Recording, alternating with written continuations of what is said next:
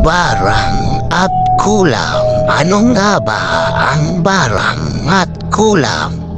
Ito ang mga spiritual na sakit na madalas ay hindi nakikita ng doktor. Mga uri ng sakit na gawa ng tao mula sa mga makamandag na orasyon at sulsol ng demonyo. Kung minsan gumagamit sila ng mga insekto kagaya ng uod, ipis, langaw at iba pasok sa katawan ng tao upang mapasag sakit na gusto nilang isalin sa katawan ng tao na kukulamin nila.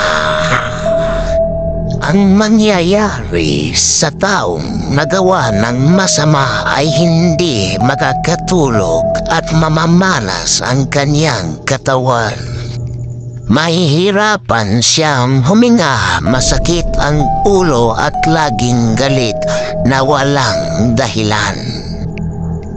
Kaya kung isa ka sa nakakaranas ng ganitong sakit, ay huwag mag-atubiling lumapit sa isang albularyo na kagaya ko upang malunasan ang iyong karamdaman.